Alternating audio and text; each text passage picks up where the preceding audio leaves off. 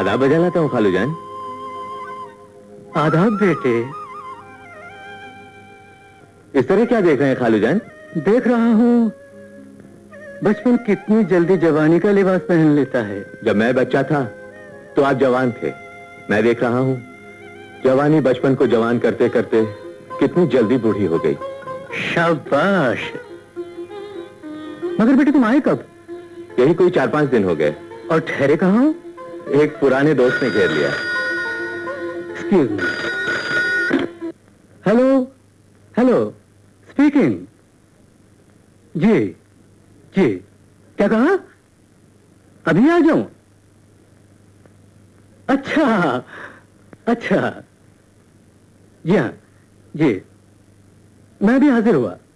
आदाब।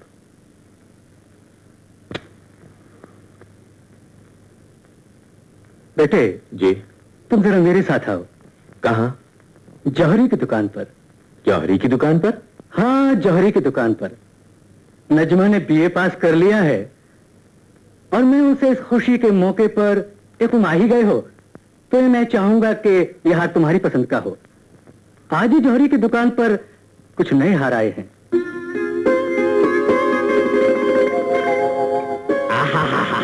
क्या पारखी निगाह है हुजूर की। सबसे कीमती हार यही है जो हुजूर की निगाह को भा गया। बेटी नजमा को भी पसंद आएगा। तो बस बिल बना दीजिए। अभी बना देता हूँ। नजमा ये हार देखकर बहुत खुश होगी। मगर ये बहुत कीमती हार है। बेटे पत्थर इंसानों से ज्यादा कीमती नहीं होते। लीजिए। शुक्रिया। आओ घर चलें। आज के लिए मुझे माफ कर दीजिए। मेरा दोस्त मेरा इंतजार कर रहा होगा। खैर कोई बात नहीं, कल जरूर आना। अच्छा मुखलाल जी, बहुत बहुत बहुत बहुत शुक्रिया। You are welcome.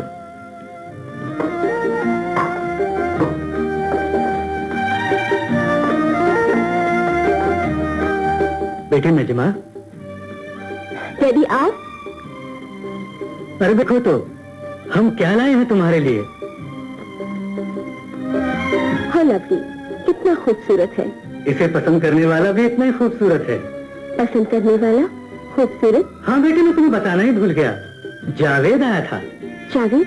कौन जावेद डैडी? तुम्हारी समीना आंटी का लड़का जावेद, जिसे तुम्हारी अम्मी बचपन में ही तुम्हारी मम्मी तय कर गई थी। आज मैं बहुत खुश हूँ बेटी, मैं बहुत खुश हूँ। देखो नजमा की अम्मी, तुमने वादा किया था, आज उसे पूरा करने का वक्त आ गया।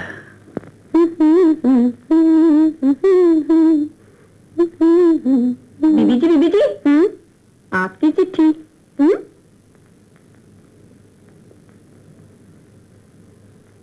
अरे अरे, ये तो झंडे का के बेटे। बक बक मत कर और भाग यहाँ से। अच्छा ठीक।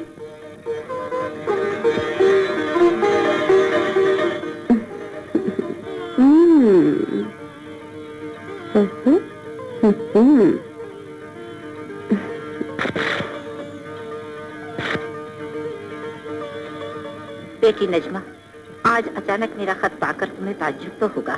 दरअसल बात यह है कि मेरा बेटा जावेद तुम्हें देखने और परखने की गरज से बम्बई आ रहा है। पहचान के लिए उसकी फोटो भेज रही हूँ। तुम भी उसे अच्छी तरह देखभाल लेना।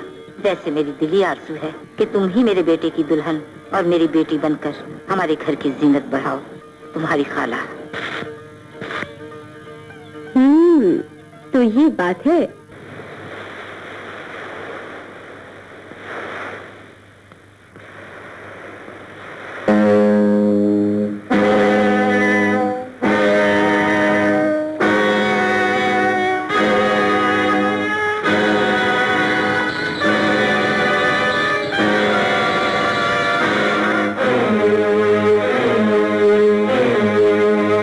छोटे, नजमा यहाँ कैसे?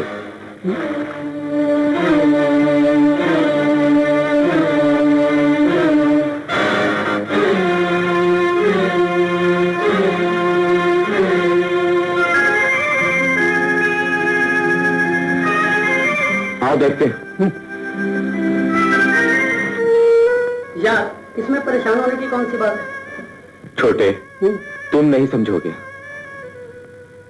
मैंने ख्वाबों के महल की बुनियाद रखी थी, लेकिन आज इस हादसे ने मेरे दिल को बहुत ठेस पहुंचाई। लो, हो गई भूल। यार, मैं तो तुम्हें आदमी समझता था, लेकिन तुम तो परले दर्जे के आशिक निकले।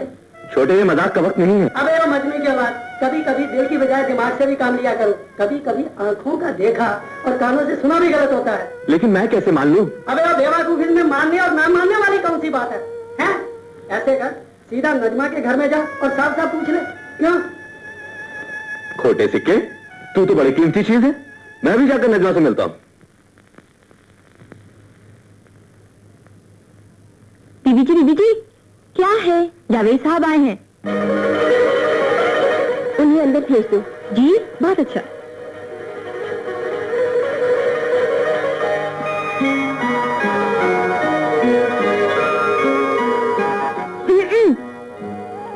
आपको बीबी जी ने अंदर बुलाया है।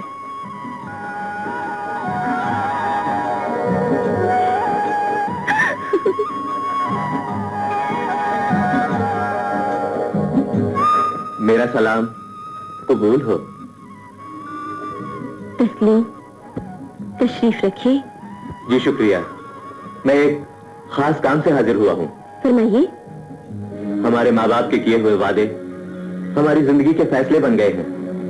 ये फैसले हमारे और आपके हाथ में हैं। क्यों, क्या ख्याल है आपका? माँ बाप के किए हुए वादों पर चलना औलाद का फर्ज होता है। मगर मैं ये जानना चाहता हूँ कि आपकी निगाहों ने मुझे किस हद तक पसंद किया है। जी, मैं आपकी जुबान से सुनना चाहता हूँ। सवाल एक कदम का नहीं, मंजिल का है। जब मंजिल एक है तो पूछने की क्या जरूरत है? हमें तो किस्मत ने बचपन से ही इस रिश्ते में बांध दिया है। बचपन और जवानी के बीच इतना बड़ा फासला है कि उसमें आपकी पसंद भी बदल सकती है। अगर आपकी कोई और पसंद हो तो माँ बाप के वादों को निभाने के लिए अपनी पसंद को कुर्बान मत कीजिए। मैं आपका मतलब नहीं समझी। मुझे समझने की कोशिश कीजिए। जब मैंने पहली बार आपका चेहरा देखा था तो उसी दिन से मेरे दिल ने आपकी परस्तिश करना शुरू कर दी थी। मगर अब मुझे ऐसा लगता है जैसे फूल तक पहुंचते ही मुझे कोई कांटा चुभ गया हो। आप अपनी बातों का कांटा चुभोकर हमारे पाक खानदान का कौन सा नापाक धब्बा देखना चाहते हैं? कल मैंने आपका नया रूप देखा, जिसे देखकर मेरे सारे अरमान बिखर गए। मुझे सुनकर चैन मिला। आपके भोलेपन ने अफसाने को हकीकत समझ लिया है। मैं उसी अफसाने की हकीकत जानने के लिए आया हूँ, ताकि जिंदगी भर के लंबे साथ में कोई भी शक का कदम हमें डगमगाने न दे। तो आप मेरी जान की कसम खाइए कि आप इस राज को राज ही रहने देंगे। मैं कसम खाकर कहता हूँ कि यह राज मेरे दिल की कब्र में हमेशा हमेशा के लिए दफन रहेगा। मेरी एक चचाजाद बहन थी जो नए जमाने की नई रोशनी में पली। चचा जान और चची जान के अचानक कार एक्सीडेंट के बाद उसकी सारी जिम्मेदारी हमारे सर पर आ गई। उसका नाम था सलमा।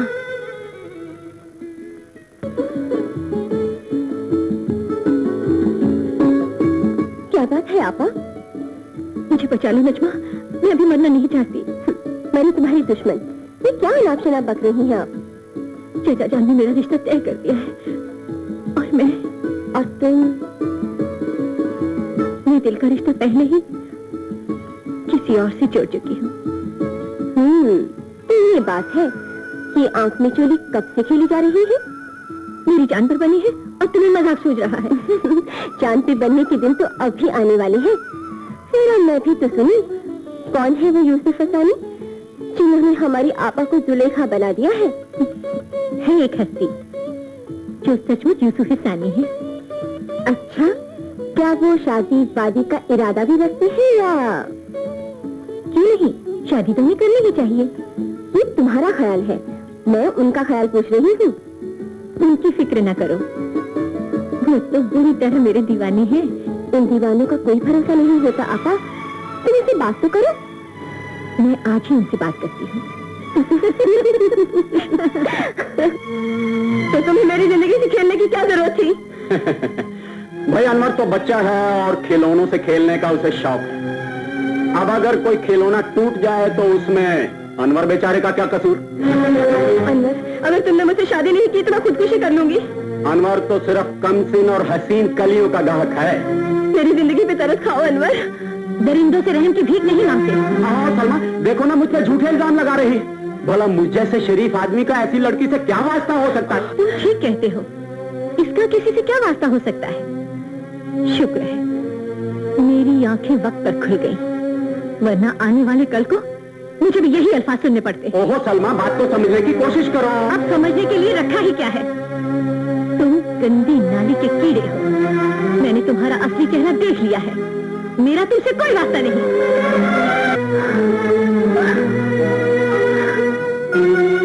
वक्त के अंधेरे में उम्मीद की नई रोशनी का दामन कभी नहीं छोड़ा करते आपा जान।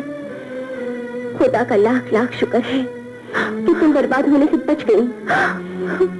अब तुम्हारे सामने सिर्फ एक ही रास्ता है, चुपचाप सलीम से शादी कर लो और इस राज को राज ही रहने दो। नजमा, आपा जान, या अल्लाह, तुमने अपनी रहमत का साया डालकर एक गुनहगार की इज्जत बचा ली। मुझे उस चालबाज बदकिरदार के चुंगल से रिहाई दिलाकर अपने खानदान के नाम पर बदनुमा बनने से बचा लिया। परवरदिगार, तू हबीबुल अस्बाब है। सलमा की शादी सलीम से हो गई।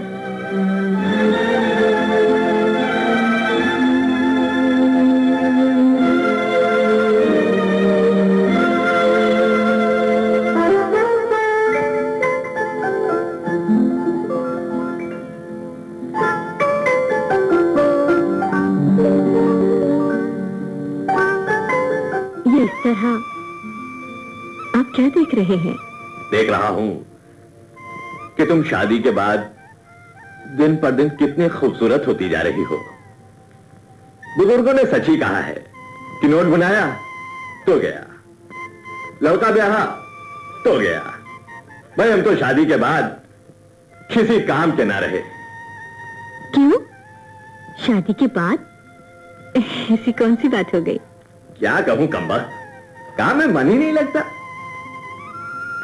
मेरा भी आपके बगैर घर में दिल नहीं लगता। तुम कहो तो आज ऑफिस ही ना जाओ। हर काम का एक वक्त होता है, ज्यादा बातें मत बनाइए, ऑफिस जाइए। अच्छा जाओ। मगर उस बदमाश ने वहां भी उसका पीछा नहीं छोड़ा, क्योंकि उसके पास सलमा के लिखे हुए खत अभी तक मौजूद हैं। मुझे यहाँ अचानक देखकर तुम चौंक तो जरूर गई होगी, मगर अपने पुराने साथियों को इतनी जल्दी भुला देना भी अच्छा नहीं। मैं पूछती हूँ, तुम यहाँ क्यों आए हो? तुम्हें शादी की मुबारकबाद देने और पुराने रिश्तों की याद दिलाने। कौन सा रिश्ता? कैसा रिश्ता? मैं तुम्हें नहीं जानती। मगर जाने मन, हम तो तुम्हें जानते हैं। तुम वही सलमा हो ना जो... वो सलमा मर चुकी है। ये सलमा जो तुम्हारे सामने खड़ी है वो सिर्फ सलीम की बीवी है। लेकिन कुछ मोहब्बत भरे खतूत जो उस सलमा ने हमें लिखे थे, सलीम की बीवी तुम्हें तो पहचान लेगी। मेरी जिंदगी जो एक खूबसूरत मंजर से गुजर रही है, उसे वीरान मत करो अनवर। खुदा का लाख लाख शुक्र है कि तुमने हमें पहचाना तो सही। मैंने बड़ी मुश्किल से एक छोटी सी दुनिया बसाई है, उसमें आग मत लगाओ। अगर उनको पता चल गया तो मैं कहीं की नहीं रहूंगी। करोड़पति शोहर की बीवी इतनी गरीब क्यों नजर आने लगी? भाई हम तो आपके शोहर के हाथों की थोड़ी सी मैल चाहते हैं, आपके हुस्न का सदका। आखिर तुम चाहते क्या हो? प्यार भरे खतूत की कीमत ना दे सकूं तो? तुम्हारी मर्जी। तो फिर हम यह खतूत तुम्हारे प्यारे शोहर की खिदमत में पेश कर देंगे, और उसके बाद क्या होगा यह तुम अच्छी तरह समझ सकती हो।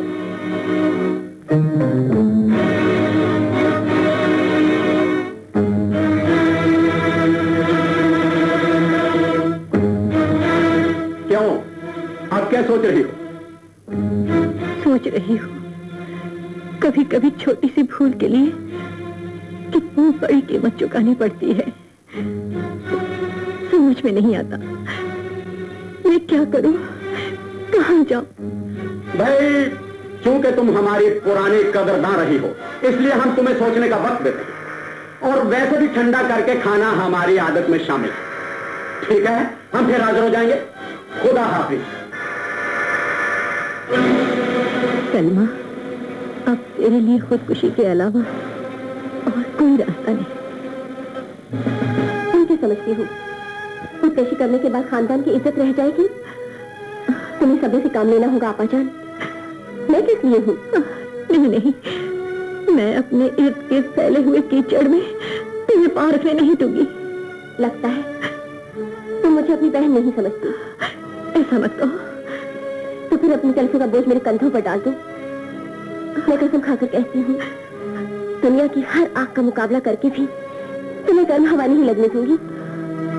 जिसे चचा जान के रूप में बाप का साया मिला हो, जिसे तुम जैसी बहन मिली हो, जिसे फरिश्तों जैसा खूबसूरत शौहर मिला हो, वो लड़की इतनी दुखी क्यों है? खुदा बंदों का इम्तिहान लेने के लिए कभी कभी इस तरह के हालात पैदा कर देता है। हौसला रखो, मैं सब ठीक कर दूंगी। अच्छा ये बताओ, वो बदमाश रहता कहाँ है? वो होटल पैराडाइज का मैनेजर है। उसका नाम है अनवर। जी, बंदे को ही अनवर कहते हैं। फरमाइए, क्या खिदमत कर सकता हूँ? मैं आपसे कुछ जरूरी बातें करने आई हूँ। ज़ोहे किस्मत, कीजिए, शौक से कीजिए। देखिए, सलमा अब एक शरीफ खानदान के घर की कुर्तान में सजा हुआ फूल है। आप उस पर से अपनी ऐसी नजरें हटा लीजिए। क्या मैं पूछ सकता हूँ कि हमारी बातचीत की इब्तिदा ये सलमा नाम से क्यों हो रही है? क्योंकि सलमा मेरी बहन है और एक अच्छे घर की इज्जत। ओह, अच्छा अच्छा। तो फिर आप उन कागज के टुकड़ों की कीमत बताइए जो सलमा की नादानी और आपकी चालाकी का अफसाना कहते हैं। बहुत खूब भाई, एक अच्छे सौदागर से मिलकर हमें खुशी हुई। कीमत भी आप ही लगा दीजिए। मैं आपकी औकात देखना चाहती हूँ। हम अपने अरमानों के जनाजे पर 1 लाख का मामूली कफन ही कबूल कर लेंगे। 1 लाख? लेकिन इतना रुपया मैं इकट्ठा नहीं दे सकूंगी। कोई बात नहीं, हम अपने कदरदानों का हमेशा ख्याल रखते हैं। इंस्टॉलमेंट कर लेते हैं। ठीक, फिलहाल ये 10,000 रुपए है। Thank you. गिनते लीजिए। अजी, गिनने की क्या जरूरत है? बेईमानी के सौदे हमेशा ईमानदारी से किए जाते हैं। ठीक है, आज से आप अपनी जबान बंद रखेंगे।